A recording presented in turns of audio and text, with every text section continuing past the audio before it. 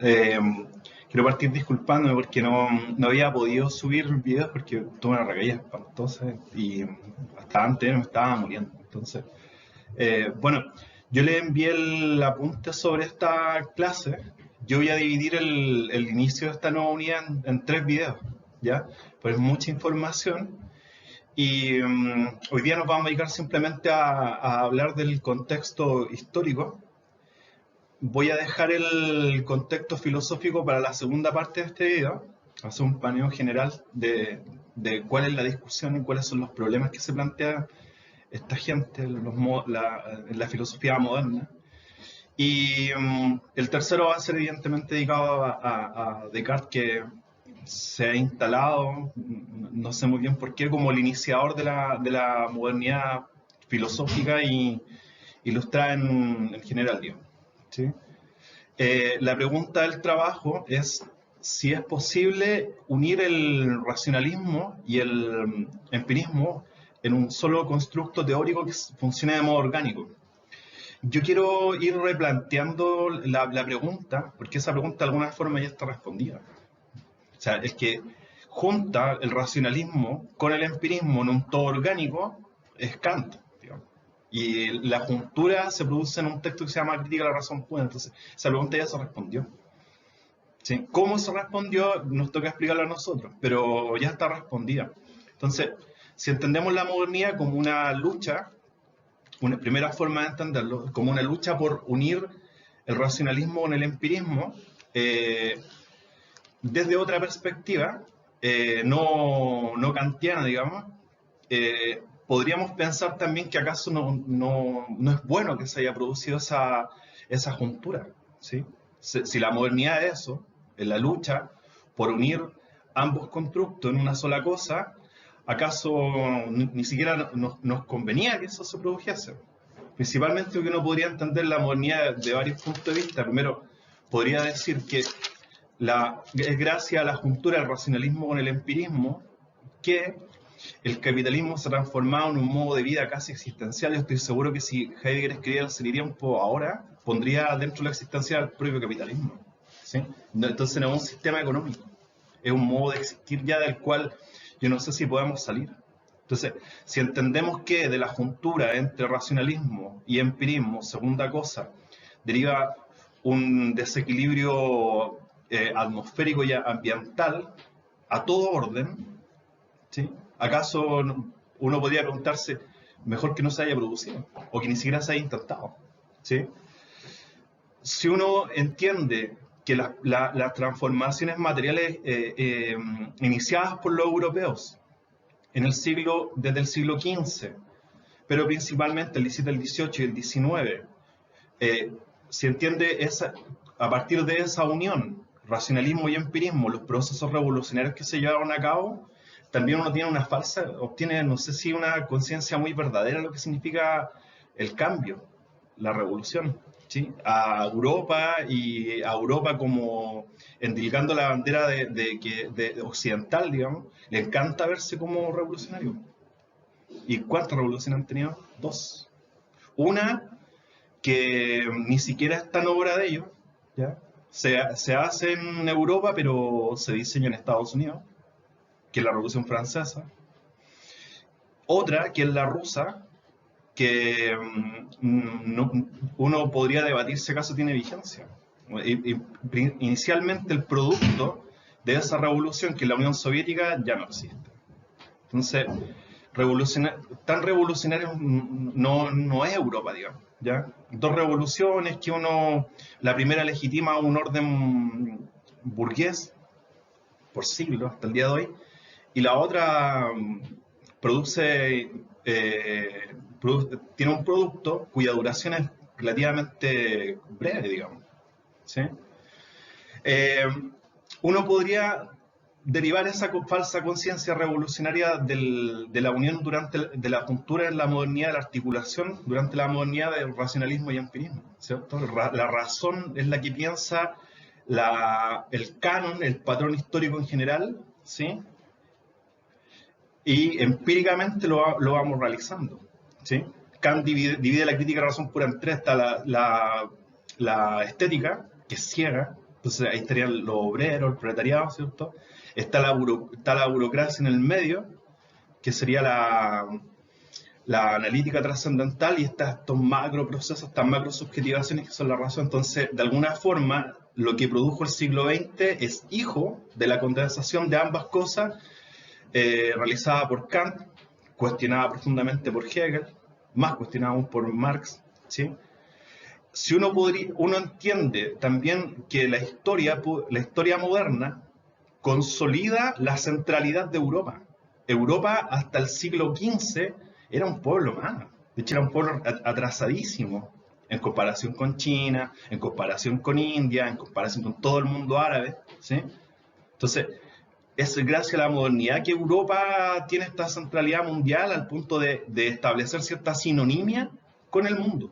O sea, Europa y el mundo son sinónimos. Y si entendemos a Estados Unidos como europeos que se fueron a América, que así fue, ¿sí? Europa sería el mundo, pero es que a sus guerras, las guerras que tienen entre ellos, las llaman mundiales, ¿sí? Entonces, quizá es gracias a esta herramienta que es maravillosa, digamos, tiene mucha fuerza, la unión entre racionalismo y empirismo, ellos adquieren una centralidad.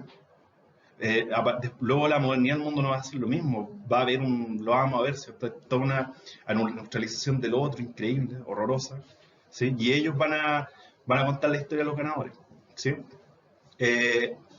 Esta voluntad de que su filosofía, su pensamiento, que lo derivan ellos mismos, se inventan una conexión con los griegos, de hacer del todo, de la física, digamos, una sola cosa, ya se cumplió. El mundo ya es uno, desde cierto punto de vista. Y eso lo lograron porque juntaron la abstracción, ¿cierto? O con todo el mundo del empirismo, la ciencia, ¿cierto? La tecnología, de la unión de ahí salen, digamos, y convierten el mundo en todo lo que son ellos. O sea, el escenario ideal de la modernidad es que todo el mundo sea demócrata, de alguna forma se está cumpliendo, se está acabando, está llegando al último acabado de esa idea, que todo el mundo detente el sistema económico inventado por ellos, capitalismo, se está cumpliendo, ¿sí? Entonces ya de alguna forma lograron su meta. Ahora, uno también podría cuestionar los logros sustantivos de esa meta, quién se beneficia. En ese caso son beneficios reales, durables en el tiempo, porque la modernidad se está enfrentando a la dicotomía de si continúa con sus claves, inauguradas todas durante la modernidad, con este abono que es la ilustración, ¿cierto? De si cambia sus formas de habitar el mundo o perece. Ese es el escenario. Y yo no me pregunto si cuando ellos denominan bárbaros a quienes no son europeos, no es realmente bárbaro no darse cuenta de que estás aún a tiempo de tener eso. Yo sé que Europa actualmente es súper hipster, digamos, versus Estados Unidos y China, que de alguna forma resignificaron la modernidad y establecieron un mundo bipolar encubierto de alguna forma, pero Europa está en germen en ellos dos, ¿sí? Entonces, bueno, tratemos de salir de esa lectura intrafilosófica. Bueno, si alguien quiere leerlo desde ahí también está bien, digamos, ¿ya? Pero tratemos de ampliar el espectro. Yo estuve leyendo los primeros trabajos de usted y me pude dar cuenta de que existe harto ímpetu crítico. Entonces, pongamos ese ímpetu crítico al servicio de salir de esta situación meramente conceptual, ir del concepto al concepto, que es muy propia de los filósofos, ¿cierto? Hablar de los conceptos como si no tuvieran ninguna vinculación con lo real. Bueno, lo que voy a tratar de establecer son más o menos esas claves de lectura, ¿sí? Y ir delineando el contexto histórico general de lo que vamos a ver, para deslindarlo de lo que ya vimos. Yo, la evaluación que hago, no sé ustedes, cada uno puede opinar lo que quiera, a pesar de las circunstancias, creo que no se nos cayó el curso y fue una buena revisión por lo menos la primera unidad, ¿sí? Entonces iniciamos una segunda revisión, una revisión también a la misma altura o mejor de lo que es la tercera unidad, ¿ya? La pregunta es, ¿qué era Europa antes de este evento que lo cambia todo? Dussel dice, la modernidad no parte en el siglo XVII, parte con el descubrimiento de América. Entonces, ¿qué era Europa antes del descubrimiento de América? Era una cultura que venían saliendo de una Edad Media donde están atrasadísimos. Ellos creen que la Tierra es plana, conocen 3 continentes y como son supersticiosos, esos 3 continentes lo identifican con la Sagrada Trinidad, conocen África, Asia y ellos mismos. Entonces ellos mismos son parte de este patrón sagrado, ¿sí? Eh, mucha de la exploración posterior se llevó a cabo de las locuras que escribía novelescas, digamos, había escrito Marco Polo, que es una figura que ni siquiera existió, o que por lo menos su existencia es profundamente dudosa. En el 453 llegan los turcos a Constantinopla, que era lo que había sobrevivido del Imperio Romano de Oriente. O sea, si había un sector culto, era el que estaba más cercano a Oriente, que era Bizancio. Entonces, los turcos logran conquistar Bizancio, les costó mucho, pero llegaron ahí, y de ahí no pararon de avanzar hasta llegar a casi Europa Central. Consideren ustedes que ellos le llaman Edad Media a su Edad Media, pero también quieren decir que la Edad Media de ellos es toda la Edad Media, como si América hubiese vivido una Edad Media, África hubiese vivido una Edad Media, Asia hubiese vivido los únicos que tuvieron una Edad Media fueron ellos.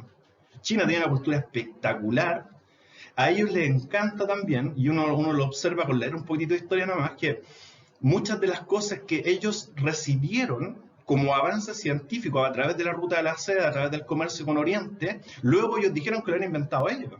En el periodo premoderno, los europeos ni siquiera conocen el papel. Son profundamente incultos porque la cúpula, principalmente el clero, escribía todo en latín, es decir, escribían libros para leerlo ellos mismos. Entonces, el mundo árabe no tuvo Edad Media. Tiene una cultura espectacular, lo que pasa es que no tiene subjetividad cartesiana. Entonces, si le preguntan a un árabe, siglo XV, ¿por qué no descubriste América tú? No se me ocurrió, ¿sí? Porque no estaba dentro de mi manera de subjetivarme. Mi manera de subjetivarme es otra, es distinta, ¿sí? Entonces, los europeos hacen estas omisiones y muchas cosas que no hacen ellos, pareciera como que las hacen. Entonces van construyendo un mito, el mito de Europa, ¿sí? Entonces, noten que el Imperio Otomano, Turquía, ¿cierto?, invade por el oriente Europa, llegan hasta Viena.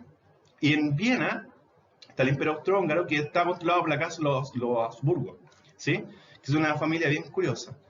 Esa misma casa era dueña, porque Europa son grandes propiedades privadas familiares, ¿sí?, de España.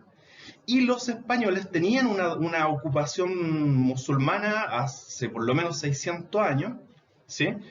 Y están horrorizados, porque ya tienen España, su propiedad, ocupada poco menos de la mitad por los musulmanes, y ahora vienen estos otros musulmanes del otro lado. Entonces sienten un pánico de que les van a quitar sus posesiones, les van a quitar a las personas que habitan el territorio, entendidos como posesiones, ¿sí? Entonces, ¿dónde se produce el surgimiento de Europa? Regularmente se sitúa en el siglo XV y se sitúa con el Renacimiento italiano. Las ciudades que renacen son puertos y renacen en gran medida porque tienen elementos, ¿cierto?, que le llegan de Oriente, de India, de China, de Japón, del sudeste asiático, ¿sí? Por eso resurgen. Primera cosa. Surgen también, renacen, ¿sí?, de este oscurantismo que, insisto, solo tenían ellos, ¿sí? Renacen por el surgimiento de la banca. Banco viene de banqui. En principio, los únicos que podían cobrar intereses por préstamo eran los judíos. Y tampoco podían prestarle la plata a todo el mundo. O sea, por ejemplo, no podían prestarle a otros judíos, pero sí podían prestarle a un cristiano. Las familias italianas, los Medici, los más conocidos, se hicieron la maña para hacer préstamos con usura, pero sin caer en pecado. O sea, saltándose el pecado por un subterfugio contable. Entonces, hay dinero, ¿sí? Hay dinero que también no se mantiene constante a través del tiempo, porque cuando los turcos ocupan la parte este de Europa, cortan gran parte de la ruta de la seda, gran parte del comercio que venía de Oriente. Entonces Europa entra en una especie como de crisis, ¿ya? O sea, las cosas valiosas, las mercancías elaboradas que le llegaban de Oriente ya no le llegan, ¿sí? Entonces, ojo con eso. Este renacimiento, ¿sí?, se da en ciertos lugares. No es un renacimiento general, va a tardar por lo menos un siglo y medio en llegar mucho de lo que ocurrió en Florencia, en Venecia, en Pisa, en menor medida en Roma, ¿sí?, a Europa continental, digamos, ¿sí? Entonces, ¿cuál es la situación del resto de Europa que no está renaciendo, digamos, que sigue metida en la Edad Media? Es feudal. Europa son millones de principados chicos, ninguno con una influencia mayor que otra, tienen querellas por territorio, ¿sí? Pero todo ello bajo el entendido de que son, siendo propietarios de la tierra, son propietarios de la gente. Entonces el feudalismo es un poco una forma de posesión de las personas, digamos, ¿sí? Entonces los siervos de la gleba son aquellos habitantes que son vasallos de ellos, les pelean las guerras, les financian las fiestas, etcétera, etcétera, etcétera.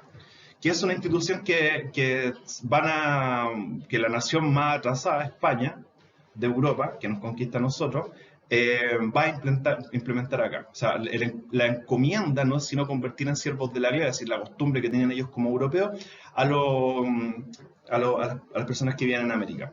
Entonces, tenían un conocimiento sumamente rudimentario del mundo, como decía, creían que la Tierra es plana, tenían aún, si no es por Copérnico y Galileo, aún siguen pensando que el universo son como la visión aristotélica.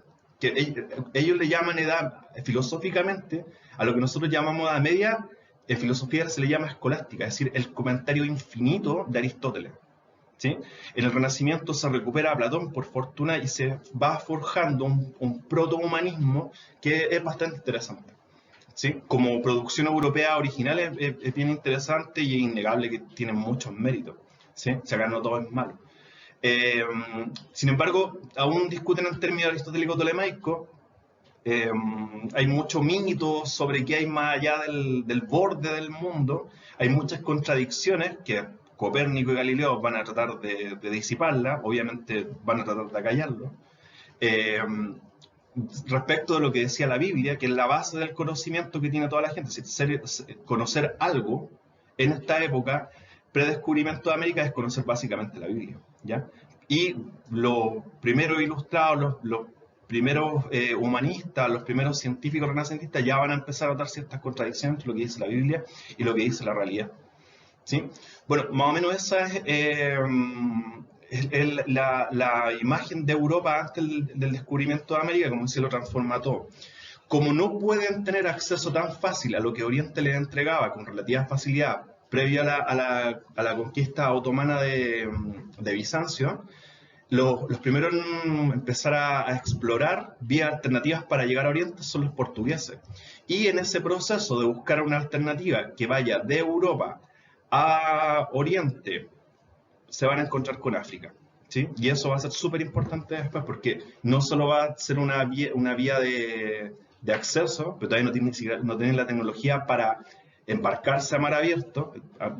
Hacerlo era un poco morir, ¿ya? Tienen que irse por las costas. Posteriormente eso va a ser todo el terreno del cual van a usufructuar los colonizadores europeos junto con, bueno, el premio mayor que es América.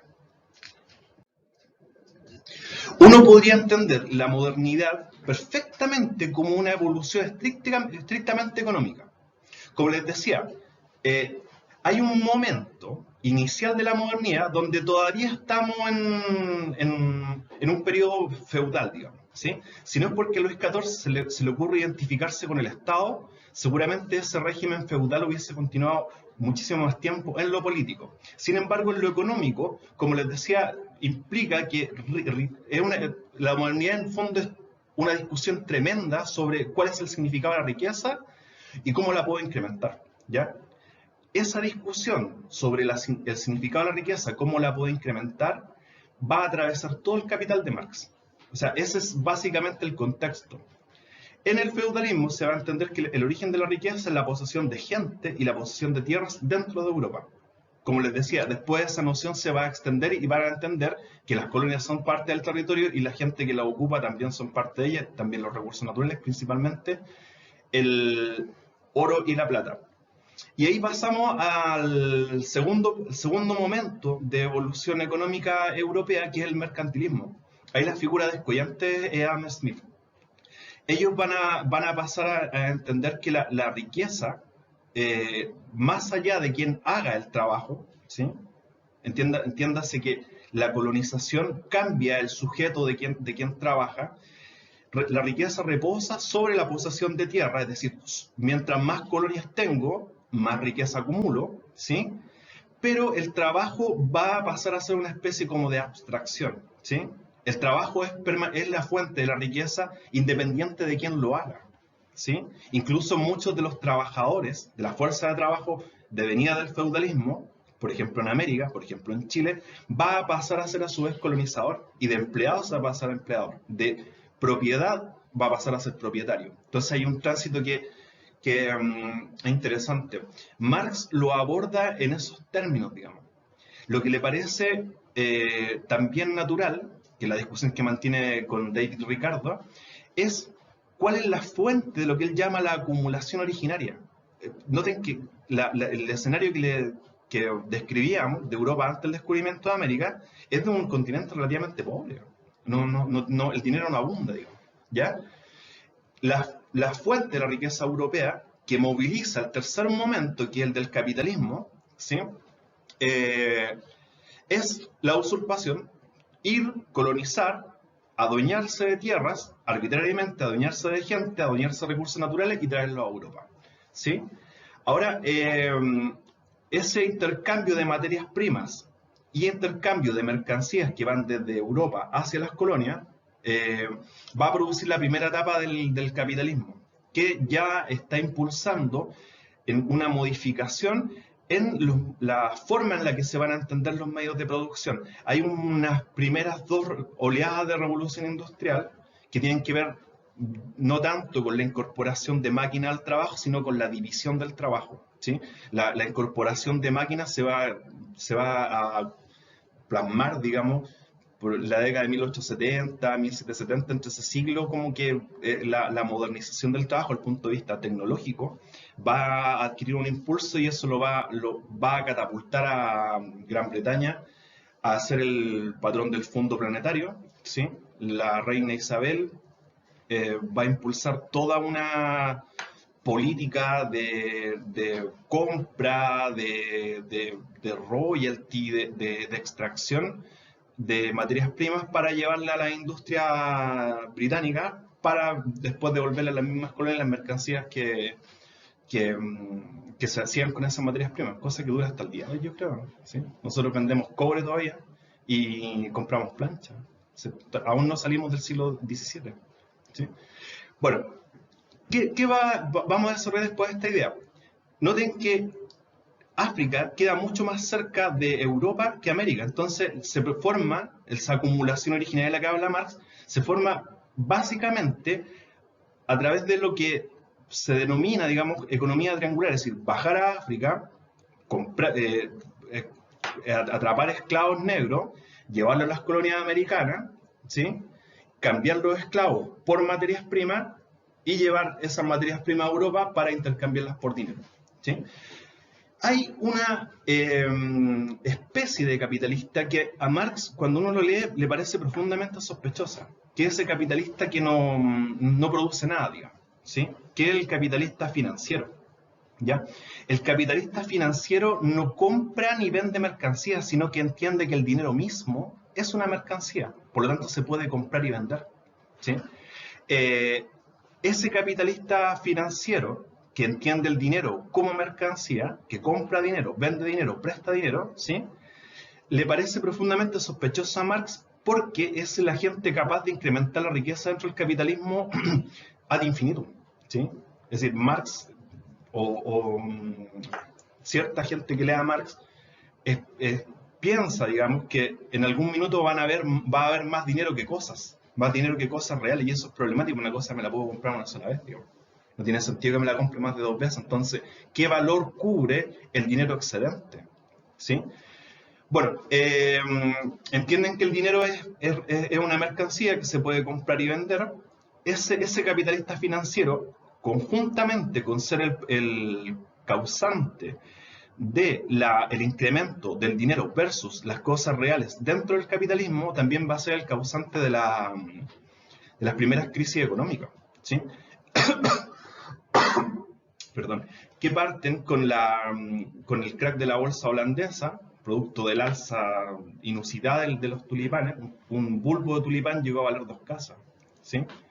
Que no era la primera crisis económica. La primera crisis económica, digamos, europea, que a ellos les gusta llamarla planetaria, la producen los propios españoles. Es decir, fue tanta la plata que sacaron de las minas de Potosí en Bolivia que devaluaron un metal. O sea, me cuesta imaginarme cómo puedes hacer tú para desvalorizar un metal, ¿sí? Que ya había sido moneda durante siglos. O sea, está la cantidad de dinero que te trae, digamos, que el dinero mismo pierde sentido. Y llegamos posteriormente a la etapa ya final, durante el siglo XIX-XX, que se va a plasmar durante el XX principalmente, que es una especie como de lucha de escuelas económicas, digamos, entre, por un lado, Keynes, el que tiene una mirada desarrollista, pero también tiene una mirada de justicia social asociada al trabajo, ¿sí? Que eso va a alcanzar su apogeo en los años 50 norteamericanos, en la American Way of Life, ¿sí? Pero que tenía un problema, que establecía ciertas limitantes desde el punto de vista legal, desde el punto de vista político, a la acumulación excesiva. En los años 70, Nixon separa el oro del dólar, por lo tanto el dólar empieza a funcionar por sí mismo con autonomía, ya no necesita que sea respaldado por oro, y la economía transita hacia un segundo momento que se inclina la balanza hacia Friedrich von Hayek y Milton Friedman, que le importa bastante poco la justicia social asociada, ligada al trabajo, digamos, y el libre, ojalá el Estado se transforme en una entidad que le timbra los bonos al capitalismo especulativo, ¿sí? El capitalismo especulativo ni siquiera se va a basar en el préstamo de dinero, ¿sí? Noten que el dinero físico, en la historia del capitalismo siempre ha sido, salvo por los españoles, ¿cierto?, ha sido siempre menor en comparación con el dinero anotado, digamos, en cuadernos o anotado en computadores. Ese dinero puede crecer, digamos, infinitamente. Entonces, el capitalista financiero, o tardo capitalismo lo llama Zizek, opina sobre las ventas y las compras, opina sobre la responsabilidad de deuda, ¿ya? Ni siquiera intercambia números en un computador. Él hace crecer la riqueza en base a la opinión. Entonces, primera cosa, la modernidad entendida como una especie de evolución económica que va desde el feudalismo, pasa al mercantilismo, abonado, alimentado por el descubrimiento de América y la extracción de metales preciosos de acá y también de África, ¿sí? El capitalismo, entendido como comercio de materias primas, esta cosa extraña que los europeos intentan, los ilustrados, no sé por qué no lo mencionan, digamos, o no lo mencionan con la frecuencia que uno esperaría, de la venta de esclavos, intercambio de esclavos por materias primas, venta de esas materias primas e intercambio por dinero.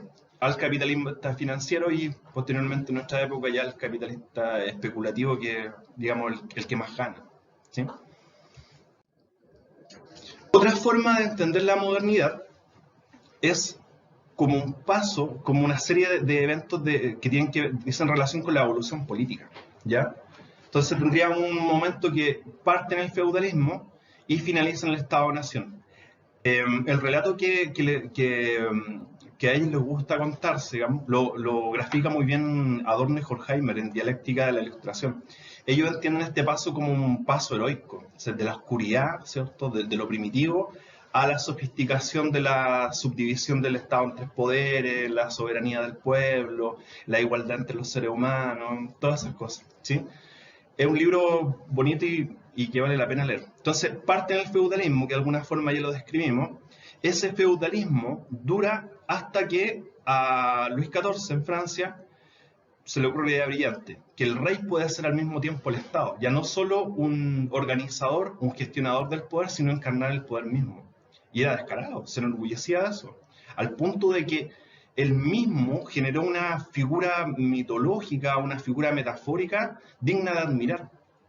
Ahora, a Luis XIV se le debe la unificación de Francia y la exportación del mecanismo de cómo hacer países, digamos, ¿sí? Luis XIV, con la ayuda en primer minuto ideológica de Richelieu y posteriormente de Mazarin, van a establecer los nexos que van a unir a los suzerains, ¿cierto? Bajo, ¿cierto?, el dominio y la admiración hacia un suzerain, ¿cierto?, un soberano, ¿ya?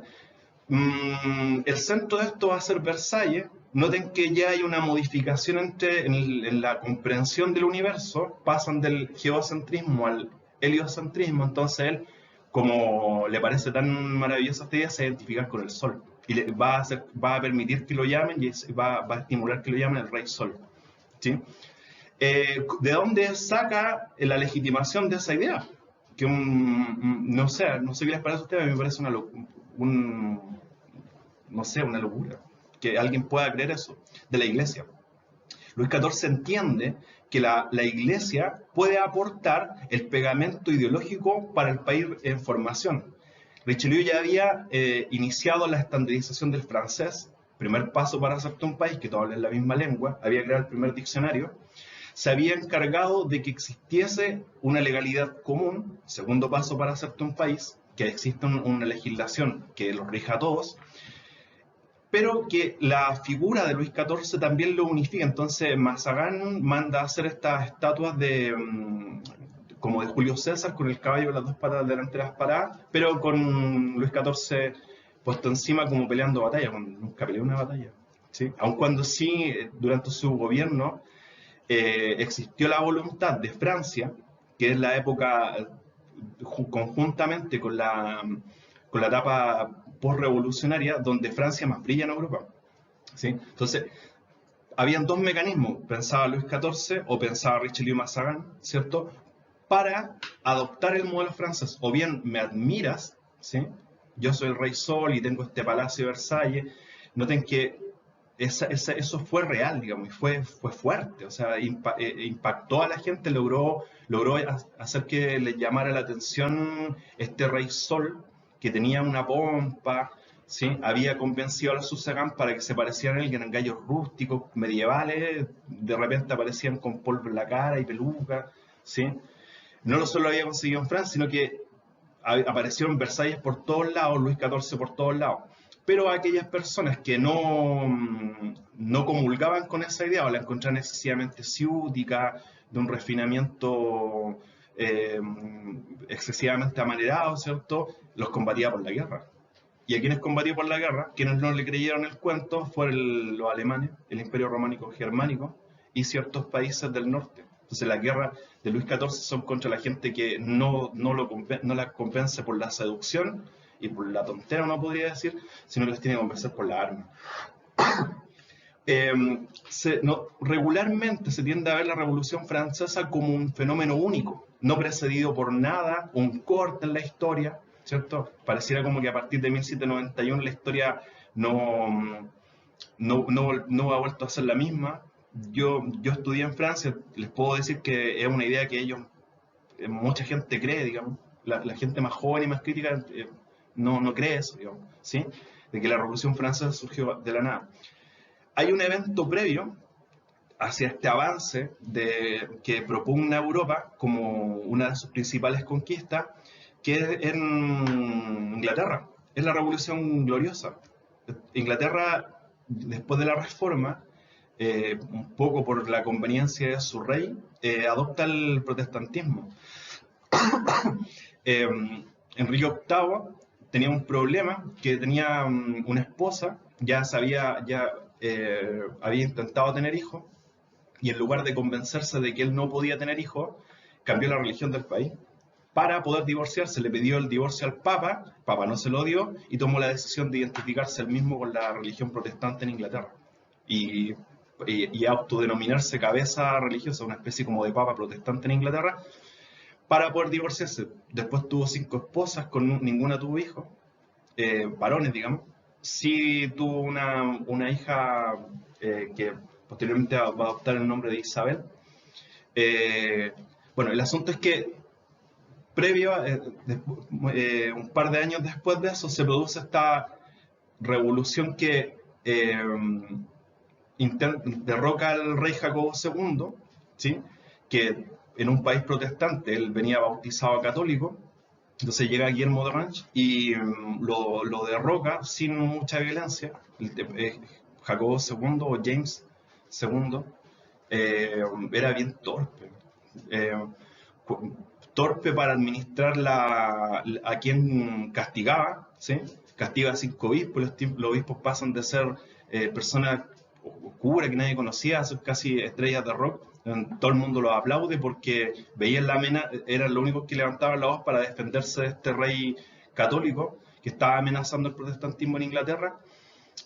Segundo lugar, cuando viene Guillermo de Orange, le da como una especie como de hemorragia a la nariz, empieza a botar sangre por todos lados, intenta mandar a su hijo a Francia, donde está Luis XIV, su primo, fracasa en eso. Él mismo intenta escaparse de Inglaterra, también fracasa en eso, naufraga, con tan mala suerte que los que lo rescatan son guardias reales y lo devuelven. Y casi que lo captura. Entonces, la entrada de Guillermo de Orange para establecer lo que estableció posteriormente no fue difícil, ¿sí? Este Jacobo II se lo facilitó bastante. Así que instala. Con la Revolución Gloriosa se instala en Inglaterra la idea de que el Parlamento está por sobre el rey. Contrario a lo que pasaba en Francia, que el rey encarnaba todos los poderes del Estado, ¿sí? Los militares, los económicos, los políticos.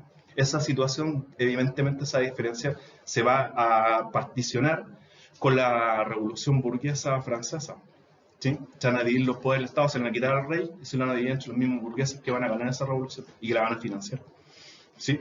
Entonces, antecedente uno de la Revolución Francesa, lo que ya había ocurrido en Inglaterra, el empoderamiento absoluto del Parlamento, oligárquico en cualquier caso, aristocrático, terrateniente, ¿sí? Posteriormente, en el siglo XIX, ese contenido del Parlamento británico, de terrateniente en su mayoría, va a empezar a rivalizar con la burguesía industrial. Y ahí se va a producir otro asunto que no es momento de hablar. ¿Ya? Noten que lo que hacía que Luis XIV detentase el absolutismo en Francia y que, producto de la acción de él, violenta o no violenta, el absolutismo empieza a aprender como parafina en toda Europa, entonces todos los países empiezan a declarar absolutistas. Pero con la misma fuerza que se expande el absolutismo, se agota en un determinado momento. ¿Por qué? Porque la idea que mantenía Luis XIV, declarando estas cosas, de que él era el rey sol, de que el Estado era él, qué sé yo, era la religión, es decir, la creencia de que Dios había puesto, ser difundida, publicitada adrede, digamos, en Francia, de que Dios había puesto al rey ahí y que un poco el rey, el poder del rey, era de naturaleza divina, ¿sí? Y que las leyes eran como una especie de sangre, entonces cualquier delito que uno cometiese era en el fondo contra el rey y a través del rey contra Dios. Entonces se liga lo penal, lo estrictamente judicial, con lo eclesiástico, digamos, ¿sí? Bueno, esa idea pierde vigencia posteriormente. Entonces, la gente empieza a darse cuenta, el artilugio, que no hay ninguna evidencia, digamos, encima en un contexto donde ya hay una ilustración o hay un fomento al libre pensamiento, empiezan a aparecer facultades de filosofía, de medicina y ciencia como loco por toda Europa, ¿sí? Ya no era creíble. Y el primero en darse cuenta de eso es Federico II de Prusia, que va a dar paso al cuarto momento de esta evolución política de Europa hasta convertirse en el centro del mundo, que es el despotismo ilustrado. El despotismo ilustrado ya no va a fundar el poder absoluto del rey, digamos, en la fe, lo va a fundar en la razón. Entonces, gran amigo de Federico II de Prusia es Voltaire, que había visto los efectos que producía la cesión del poder en la oligarquía burguesa, es decir, el fortalecimiento del parlamento por sobre el rey, o por sobre la reina, en este caso en Inglaterra, ya lo había visto y va y empieza a hablar, digamos, al oído a Federico II de Prusia y transforma a Prusia, digamos, en una especie como una especie como de emblema de la razón ilustrada, es decir, tipo, en base a los ingenieros y a los científicos que ya estaban trabajando en cómo canalizar la agua, funda como 1200 pueblos donde habían solo ciénagas. Refunda totalmente el ejército prusiano, ¿sí? Lo hace un ejército ordenado, fundado en la razón. Él mismo es el impulsor de esta idea que posteriormente se va a arrogar Francia, del ilustrado como intelectual burgués de salón, ¿sí? Va a tener un salón, pero eso tiene un costo. O sea, tú puedes pensar lo que quieras, en Prusia hay mucha tolerancia, el ejército gana, digamos, la guerra franco-prusiana posteriormente en 1870, ganar, digamos, esa guerra franco-prusiana, entre otras cosas, motiva que el ejército de Chile sea como una especie de copia prusiana, ¿sí? Pero este Federico II de Prusia es más vivaracho y empieza el movimiento contrario. Movimiento contrario que establece que el absolutismo fundado en la religión va a retroceder y el despotismo ilustrado va a ocupar los lugares que van quedando disponibles por el absolutismo fundado en la fe. ¿Sí? Bueno, el despotismo ilustrado va también a producir en Voltaire, en un primer momento, un apoyo, digamos, bastante benevolente con Federico II de Prusia, pero en un segundo momento, Voltaire se empieza a poner medio pasado para la punta, digamos, y empieza a proponer que Prusia y de reojo Francia debiesen quizá convertirse en una república, cuando no en una monarquía constitucional al estilo inglés. ¿Sí? Y eso no le gustaba a Federico II de Prusia. Tú puedes pensar lo que quieras, que hay tolerancia de credo, acá hay incluso tolerancia de emprendimiento, pero obedece. ¿Sí? El absolutismo se mantiene igual, yo soy la figura que manda, independiente de lo que piense, a mí no me lo diga. Si algo nunca hubo en Prusia fue libertad de prensa. ¿Sí? Entonces, luego del despotismo ilustrado, los intelectuales ilustrados van a intentar correr aún más las líneas y eso va a llevar a que los colonos británicos intenten establecer la primera república de, digamos, prosapia europea. Y no lo hacen en Europa, lo hacen en América. Establecen una guerra contra Inglaterra, se separan de ella. Hay un personaje que está bien influenciado por esta idea europea, que es Thomas Jefferson, que redacta una carta constitucional que dura hasta el día de hoy. A los gringos les encanta hablar de ese evento, de la durabilidad de su constitución y las pocas enmiendas que se le han hecho. ¿Sí? Establece la igualdad entre los hombres ante la ley, siempre y cuando sean blancos. ¿Sí? Porque va a durar mucho la discusión, de hecho va a haber una guerra en ese país entre la parte norte y la parte sur acerca del significado de esa palabra. ¿Sí? Y el tema racial en Estados Unidos, bueno, nosotros tenemos un caso actualmente que muestra de eso, va a mantenerse a través del tiempo. ¿Sí? Porque o sea, puede que la esclavitud se haya eliminado, puede incluso que los ciudadanos americanos de raza negra sean iguales ante la ley, pero lo que no se puede tolerar es que sean delincuentes. Entonces a los negros se los digamos, se lo encarceló como loco. Fue atroz.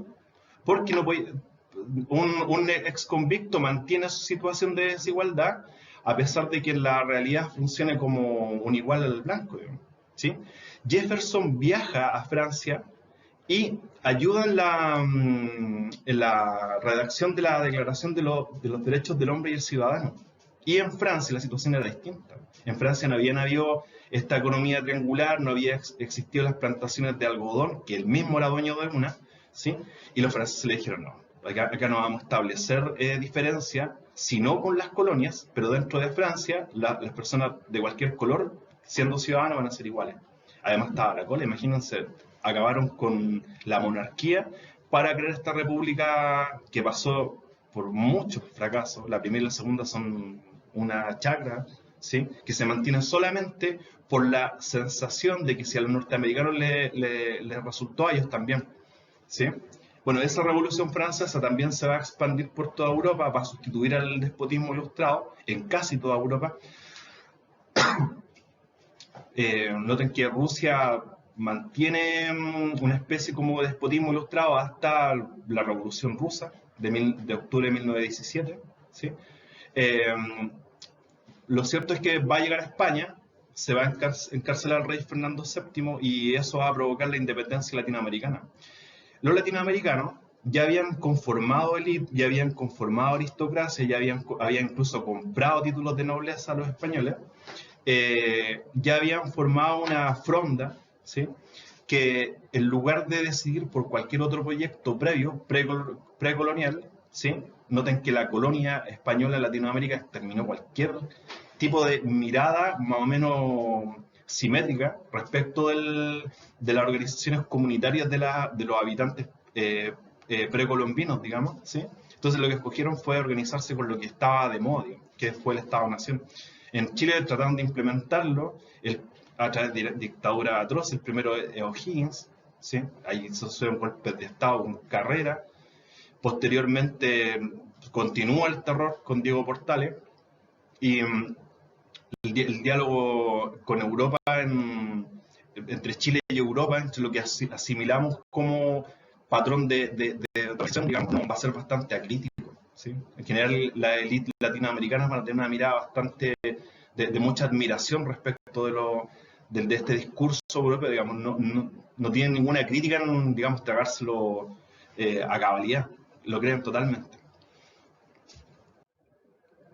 Bueno, noten que la Revolución Francesa y en general el paso del despotismo ilustrado a el Estado-Nación de origen francés, ayudado por digamos, la conformación de Estados Unidos, es un cambio en la sociedad, ¿sí? Pero es un cambio que mirado de cerca no es tan sustantivo. Lo que se cambia son los conceptos, lo que se cambia es la gente, pero en general las asimetrías siguen manteniéndose, digamos, a nivel, digamos, de filosofía política, siguen manteniéndose más bien constante. Cuando uno se pregunta cuál es el interés de O'Higgins en abolir los títulos de nobleza en Chile, eso es bastante decidor respecto a lo que pasaba en Europa, ¿sí? Si bien no eran muchos los títulos de nobleza, era más importante en Chile la institución del mayorazgo. ¿Cuál es el apuro? El apuro es el siguiente, que cuando sale en la monarquía, quedan espacios de poder disponibles para una burguesía que ya había crecido. En realidad, la historia de la modernidad europea es la historia de las ansias de poder de la burguesía. La burguesía, mientras la monarquía se mantuviese estable, saludable y robusta, no iba a poder acceder a ningún tipo de poder, aun cuando poseyera más dinero. Lo mismo en Medici. Tenían dinero a destajo, pero no podían gobernar sino por esta especie como de familia soprano que terminaron por constituirse. Se lograron influenciar, pero pagando, no directamente. En cambio, la Revolución Francesa ofrece un escenario bastante, digamos, ameno para la burguesía. Entonces, la burguesía financió la Revolución Francesa, se benefició de ella, ¿sí? Y sustituyó digamos, un conjunto de ideas que, si uno la evalúa en términos filosóficos, es bastante llamativo, ¿sí? Es bien atractivo, porque sustituye la legitimación, digamos, teológica del poder por una legitimación económica digamos, origen laico, sus fundamentos laicos, pero en general mantiene la misma asimetría, ¿sí? O sea, el separado el obstáculo de que el acceso al poder político, ¿sí?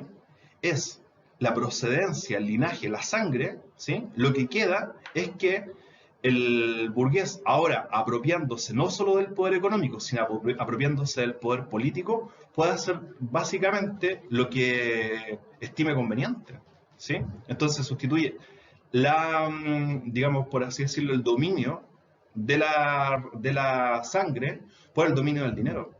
Esa apropiación del poder político por parte del poder económico va a ser la dialéctica que va a impulsar todas las discusiones económicas de la modernidad hasta el día de hoy, ¿sí? Donde, yo no sé ustedes, pero tiendo a pensar que hay una crisis del poder político frente al económico. Pareciera que la verdad de la modernidad es que el poder económico supedite al poder político. Y los burgueses pasan de ser una clase sin acceso alguno al poder, secundaria en todas las decisiones, constantes financiadores por obligación de las guerras de la monarquía, a controlar el decurso intelectual de Europa y en ellos de los lugares que ellos colonizaron y que cuando se independizaron adoptaron las claves del colonizador, ¿cierto? Eso lo dice Fanon, y genera todo un movimiento de consolidación de dos clases, digamos, que Marx, yo sé que hay otros sociólogos que lo definen, ¿no? Si me pongo a explicarlo, este iba a durar 2 horas y no es la idea, digamos, ¿sí? El corte de personas que tienen dinero pueden invertir en medio de producción y la mano de obra que digamos, realiza o hace realidad las mercancías, digamos, convirtiéndolas en materias primas. Hegel le dedica un capítulo bien interesante a eso en la fenomenología del espíritu. Bueno, veamos.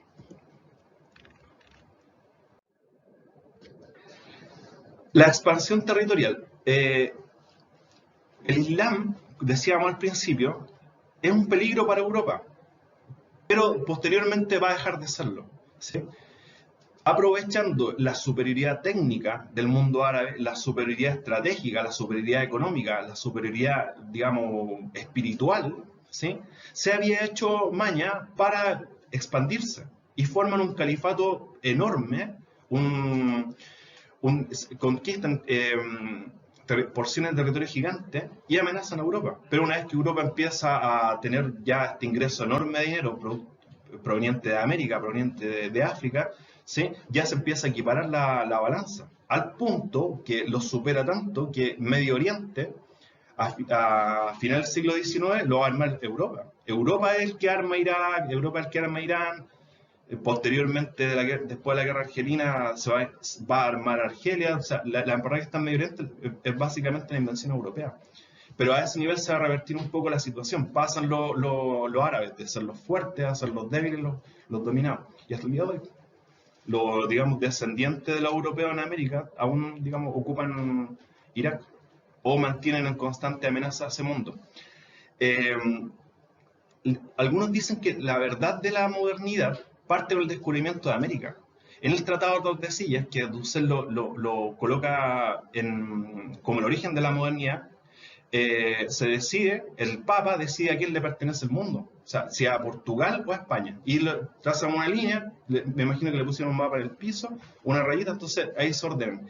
Esa forma, digamos, de arrogarse la potestad de dividirse el mundo es característicamente moderna. O sea, parte con ese impulso de dividirse el mundo para ver quién lo coloniza y estar más o menos los europeos tranquilos para no tener guerra en Europa, ¿sí? Y mantener simplemente, destinar la militarización no solo al descubrimiento, sino a la colonización y a la conquista, del Tratado de Tordesillas, ¿sí?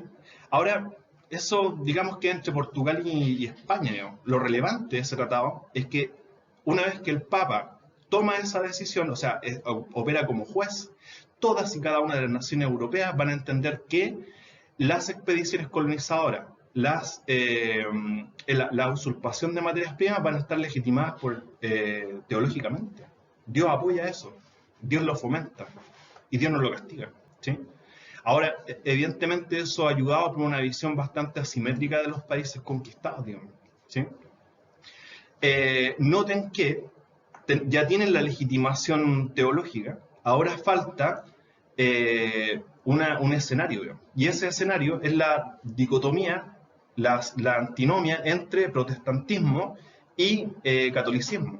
De alguna forma va a haber una especie como de entendimiento implícito de que la religión, la mejor religión es la que conquista más territorio, digamos, ¿sí? Digamos también provisionalmente que de esa especie como de dicotomía implícita de qué religión es la mejor, porque conquista más tierra, va a salir ganadora a Inglaterra, ¿sí? Hasta el día de ahí hay una serie de movimientos sociales en Hong Kong que tiene es como un pedazo de Europa en China, ¿sí? Por mantener su estilo de vida europeo. Holanda va a conquistar todo el Caribe. Y ese va a ser el momento, ese va a ser el conjunto de eventos que van a proyectarnos estas imágenes de Europa desde el siglo XVI hasta el XIX como sinónimo de usurpación, ¿sí? Y ellos también van a alimentar su propio mito para hacerlo colisionar con eso. Hay gente que lo cree, digamos, que cree digno de imitar la forma de operar europea, olvidando el origen de la riqueza y de las grandes construcciones que hay en Europa, y otros que van a ser más críticos, bueno, van a resaltar la fuente de eso, ¿sí? Hay 12 millones de africanos que son todos hombres, entonces la cultura de esos pueblos queda arrasada, porque quedan básicamente reducidos a ancianos y a niños, ¿sí? Se llevan a las mujeres y a los hombres adultos, entonces, si bien el negocio fue muy bueno para Europa, fue muy malo para África. Y ese movimiento de repartirse el mundo, que parte del Tratado de Tordesillas, donde tienen esta legitimación, ¿cierto?, teológica, va a finalizar en la Conferencia del Congo, donde las naciones europeas se reúnen de nuevo para ver cómo se distribuye en África y con qué porciones se quedan, ¿sí? Y ellos vivir en armonía, ¿sí? Ahora, esa armonía, hasta la intervención de Woodrow Wilson, que lo insta, digamos, a crear una especie de Liga de las Naciones donde colaboren y no se estén destruyendo siempre, ¿sí? Va a marcar la historia europea. Las cosas en Europa siempre se han resuelto a combo, digamos, ¿sí? Hasta ese momento, que ni siquiera es una intervención de ellos, una intervención norteamericana, ¿sí?, que también tiene sus intereses creados. Bueno, la Conferencia del Congo es el preludio de dos cosas, digamos. La Primera Guerra Mundial, que enfrenta a esta gente en su territorio, que le gusta llamarla mundial, y aunque ahora, creo que lo conversamos en la reunión por Zoom, yo pienso que ahora estamos en una real guerra mundial. O sea, hay una guerra en cada continente provocada o con una relación directa e indirecta con los europeos, digamos, ¿sí? Bueno, es un poco el panorama de la extensión territorial. Hay un fenómeno que nosotros vamos a abordar más en detalle en el segundo video, y ahora yo me estoy quedando sin tiempo, así que lo voy a pasar un poco por encima. Digamos, la base intelectual, la base filosófica que mueve muchas de estas ideas, tiene que ver con un movimiento que se llama la Ilustración. La Ilustración, hay, digamos, chispazos más dispersos, ¿sí? Pero el europeo se empieza a entender como ilustrado de forma definitiva entre el siglo XVII y el XVIII, ¿ya? Como les decía, hasta antes de ese momento, la comprensión que tenía el europeo era de este intelectual burgués de salón, que tenían conversaciones, muy amigos de la aristocracia, ¿cierto? Muchos de ellos también financiaban a artistas, ¿sí? ¿Qué pasa en el siglo XVIII? Se instala definitivamente el concepto de razón por sobre cualquier otro, ¿sí? Es decir, cualquier cosa que no calzase con lo que el racionalismo de índole, digamos, deductiva, o el empirismo de índole inductiva, ¿sí?, era desechado como o algo que no servía, o algo que debía transformarse en europeo para contar por sí mismo, digamos, ¿sí? Los europeos, el intelectual ilustrado se caracteriza por tener una visión bastante crítica del pasado inmediato, por lo pronto, de Europa, ¿sí? Y ¿para qué decir del pasado de las naciones que estaban bajo su control? O sea, ese pasado ya no existe. Entienden que todo aquello que no es racional, ¿sí?, toda aquella tradición, partiendo por su propia tradición medieval, no cuenta. Entonces ellos van a ejercer ciertas transformaciones y van a fundar este mundo moderno. Moderno significa lo nuevo. Moderno significa lo que aparece como transformación, como mejora, y eso va a producir una profunda depreciación del pasado, digamos, ¿sí? Como el pasado también entendido de forma bien selectiva. O sea, van a tomar a Grecia, van a vincularse un poco mágicamente el siglo, digamos, V ateniense con el siglo XV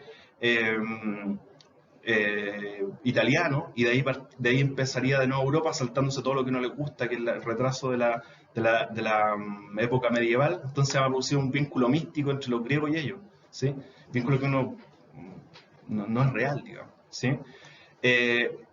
Dado que es tanta la cantidad de burgueses, es tanto el poder económico que poseen y es tanto el poder político que tienen a su disposición, van a tender a dividirse, ¿sí?, para no pelear entre ellos. O sea, van a tener sus peleas. Los franceses van a inventar la izquierda y la derecha simplemente por los que optan por ser más conservadores, se van a ubicar a la derecha, y los más progresistas a la izquierda, pero en el fondo la pelea entre ellos mismos por ver qué lugares ocupan y cómo se van turnando en los lugares superiores y cómo van estableciendo ciertos desequilibrios en los lugares medios y cómo también van administrando la justicia bajo los criterios que ellos mismos establecen en el Poder Judicial, digamos, ¿sí? Entonces, la historia de la división de poderes parte con Montesquieu y es la historia de cómo la burguesía se distribuye el poder político, digamos, ¿sí? O cómo o con la simetría o asimetría que distribuye la justicia, ¿sí? Como nosotros tenemos un vínculo directo con esa tradición o esa forma de pensar, también tenemos los mismos problemas. Ellos van a sustituir el teocentrismo, ¿sí? Van a pasar por un momento donde el teocentrismo sí va a ocupar un lugar muy central, principalmente en el feudalismo y el absolutismo. Ese teocentrismo va a perder influencia a nivel político. Ya con la monarquía constitucional lo va a perder casi totalmente con el despotismo ilustrado, y ya con el Estado-Nación va a establecerse una separación ya neta, o sea, el Estado-Nación parte con la separación entre la Iglesia y el Estado, ¿sí? Van a entender la naturaleza como un sistema de leyes. O sea, lo que le interesa a los intelectuales ilustrados no es tanto el análisis de la naturaleza, el conocimiento de la naturaleza, como descifrar qué hay en la naturaleza de regular. Y cuando van a hablar de las leyes que han podido establecer, las leyes universales, las leyes físicas, son un poco el reflejo de la naturaleza. Cuando Newton escribe eh, digamos, cuando instala su sistema físico, él habla de las leyes que él ha descubierto, ¿sí? No habla del mundo natural, al modo aristotélico, no tiene una cercanía con el mundo animal, ¿sí? A Darwin le interesa el mundo animal porque quiere establecer ciertas tesis, ¿cierto? La tesis de que hay una cierta evolución, pero cuando dialogan, pareciera que están hablando de esas leyes, con digamos, desinterés muy afincado en el racionalismo de lo que pasa en el mundo, digamos, natural concreto. Van a instalar una idea que posteriormente va a ser profundamente cuestionada, que es la idea de progreso. Van a crear una idea de que existe una historia y que esa historia se puede conducir racionalmente, ¿sí? Hijos de esa idea van a ser las dictaduras de derecha, el proyecto nazi y fascista italiano, ¿sí? La historia conducida racionalmente en función de ciertos criterios. Y también la tradición marxista, que tiene ya una lectura quizá más acabada y un poquitito más atractiva, más seductora desde el punto de vista argumentativo, ¿sí? De la historia también. Ahora, uno se pregunta a veces si este, digamos, conjunto de propuestas, de seducciones, de que la humanidad se encamina hacia el progreso, son válidas. ¿Y acaso hubiésemos estado mejor sin ilustración? Porque lo que demostró el siglo XX fue catástrofe, digamos, provocaba el propio ser humano, y un desastre, digamos. O sea, mejor que no nos hubiesen ilusionado con el progreso, si íbamos a terminar en este estado, ¿sí? Probablemente si hubiésemos continuado con la decepción perpetua de venida o derivada de la época medieval, acaso no nos hubiese ido tan mal, digamos, o no estaríamos tan postmodernos en el sentido de que caen todos los discursos y todo el mundo, digamos, tiene preocupaciones quizá más burguesas de lo que había previamente, ¿sí? Bueno, no lo sé. Y la vivencia latinoamericana de que somos los bárbaros que vienen a ser iluminados, noten que ellos también a este siglo, a este momento que transcurre entre el siglo XVI y XVIII, lo autodenominan o escogen denominarlo como el siglo de las luces, ¿sí? Y en ese proceso van a idealizar al indígena, o sea, van a pintar esta imagen de América como el paraíso, como lo salvaje, lo indómito, lo bello, digamos, y eso no es verdad. O sea, este continente es bellísimo, al igual que muchos otros, digamos. Pero acá habían culturas que establecían, digamos, sotos de caza, ¿sí? Racionalmente medidos, ¿sí? Eh, Establecían, digamos, territorios de cultivo, tenían legislación, tenían una visión, digamos, razonable de la producción de mercancía, ¿sí? Lo que no tenían el sentido de propiedad, lo que no tenían el sujeto cartesiano, lo que no tenían era una división, una noción de subjetivación nacional. Lo que no tenían era una noción de historia entendida como progreso y entendida a su vez como progreso y acumulación económica. Esas cosas no las tenían. Pero organización, digamos, controlada o direccionada sí existía.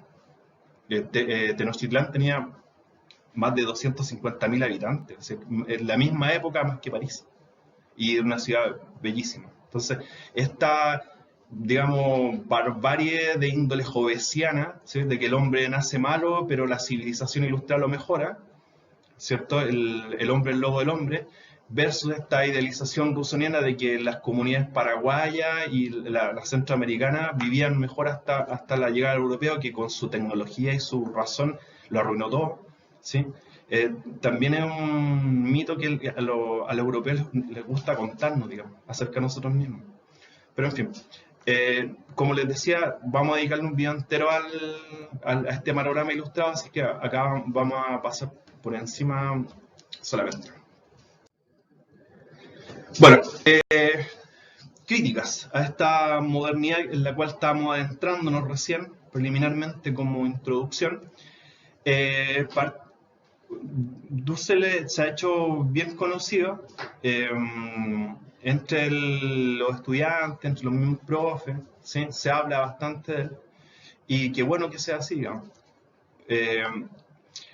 Este mito de la modernidad, como les decía al principio, parte omitiendo bastantes cosas. O sea, se dice que la imprenta la inventó Gutenberg y que esa imprenta le sirvió a Lutero para combatir desde el punto de vista comunicacional al Papa, ¿sí?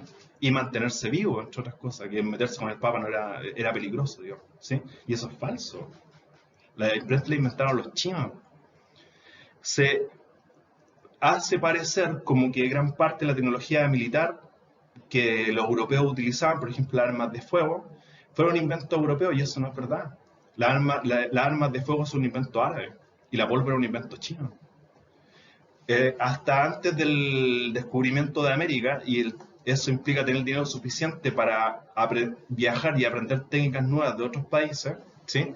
Hasta antes de eso los europeos ni siquiera conocían el papel. O sea, lo conocían, pero no era algo tan difundido, digamos, como lo fue en la época post-Lutero, ¿sí? Entonces, hay muchas cosas que hacen aparecer como que Europa, en realidad, se trata de magnificar, digamos, los avances derivados de la ilustración, ¿sí? Al costo de hacer parecer como que, digamos, son los responsables del progreso humano en su totalidad, con omisión de otras culturas que eran más relevantes, digamos, o tan relevantes como Europa en la época, ¿sí? Más o menos esa es la postura de Dussel, ¿sí? Cuando ellos idean o cuando ellos van consolidando este sistema económico, que lo impulsan, lo masifican, lo llevan lo practican, digamos, las conquistas en realidad no son una conquista evangelizadora, una conquista, digamos, motivada por la economía, van produciendo, van generando un producto que es su economía, digamos, que va operando digamos, con las mismas coordenadas de otros órganos regulares, otros órganos regulares que ellos ya tuvieron previamente. Sí, Benjamin, antes de morir, se va a escribir el capitalismo como religión, y vemos que el capitalismo opera como una especie de religión. O sea, este invento moderno, este perfeccionamiento moderno del capitalismo va a funcionar casi como una especie de religión. O sea, las baratas, digamos, las ventas de rebaja son su Eucaristía.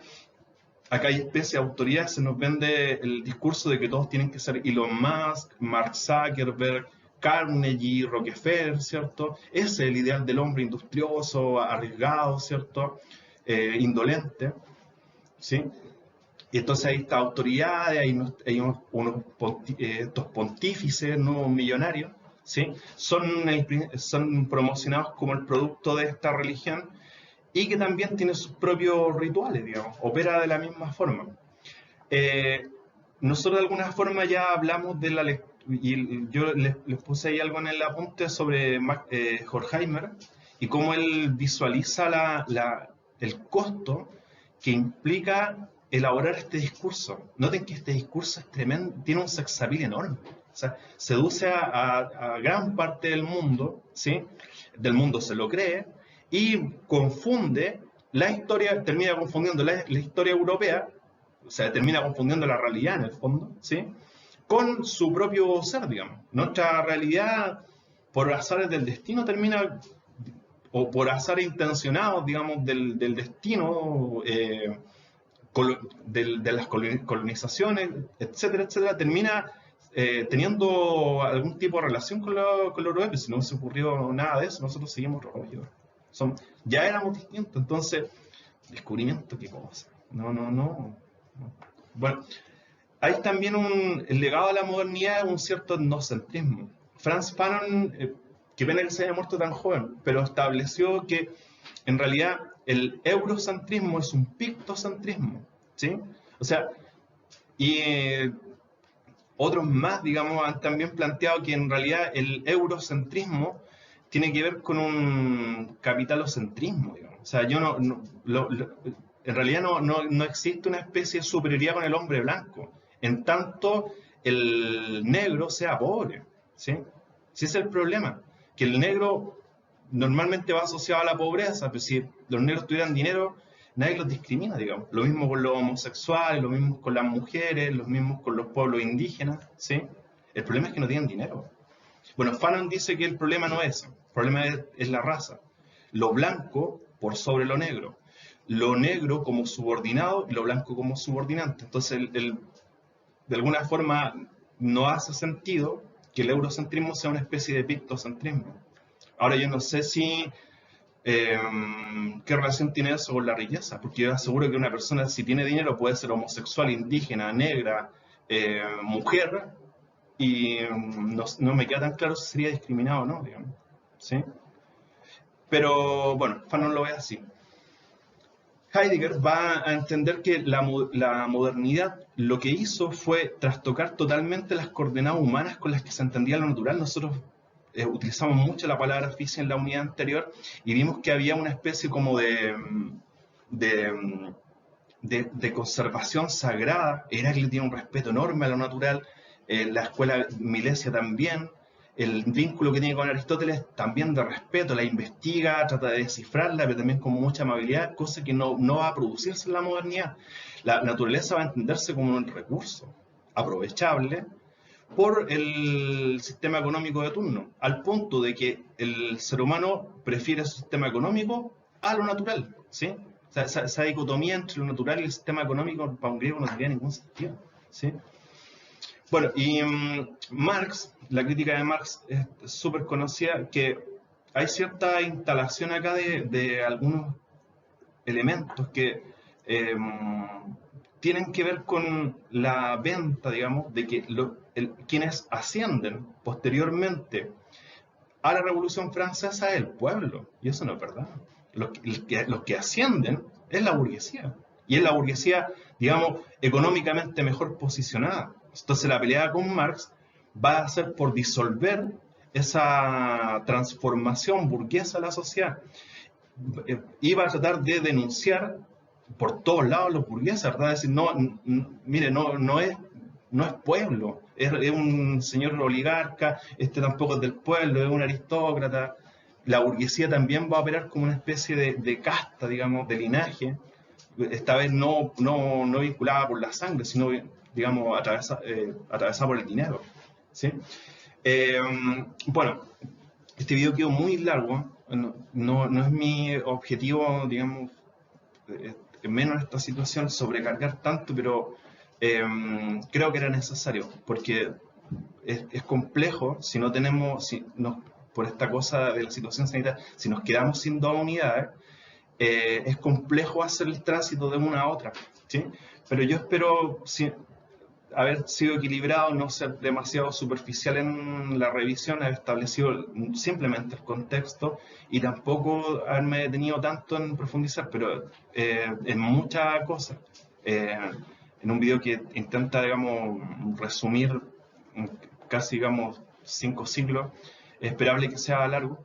Pero bueno, queda eso. Yo quisiera replantear la situación del trabajo. Evidentemente, si alguien quiere responder si existe una posibilidad de juntar el empirismo con el racionalismo desde el punto de vista filosófico, insisto, que lo haga, es totalmente libre. A mí lo que me interesa es que sean creativos, ya lo fueron con el primer trabajo, yo en general me divertí mucho leyéndolo, pero lo mismo acá, o sea, el mismo ímpetu que hubo en el primer trabajo, que esté acá, ¿ya? Yo acá, a cada uno de mis estudiantes le envío una retroalimentación, o trato de hacerlo, eh, y hay correcciones formales, en algunos casos mayores, en algunos casos menores, pero en general la idea es atreverse, reformular las preguntas, el profe tiene que venir con una propuesta, y esta es la que, digamos, se estableció al principio, pero vayan tratando de pensarlo, de darle vuelta. Si hay algo que a usted le haga sentido desde su experiencia académica o personal o teórica, bueno, es el momento de implementarla y jugar un poco con nuestros argumentos para ver qué sostenemos. ¿Cómo leemos esta modernidad? ¿Acaso puede que haya sido buena esta coincidencia? Hay mucha gente que piensa que la modernidad de alguna forma implicó una cierta forma de progreso, ¿sí? Ahora, digamos que es como el juego entre inventar la enfermedad e inventar la cura, ¿sí? Porque en la medida en que los ilustrados dicen el pasado es malo, yo te traigo el remedio, el que se beneficia. Pero bueno, quedamos hasta acá. Nos vemos en el próximo video sobre esta especie como de panorama general de la filosofía, que es lo que nos convoca, ¿ya? Cuídense mucho, yo también me voy a cuidar y que estén muy bien. Hasta luego.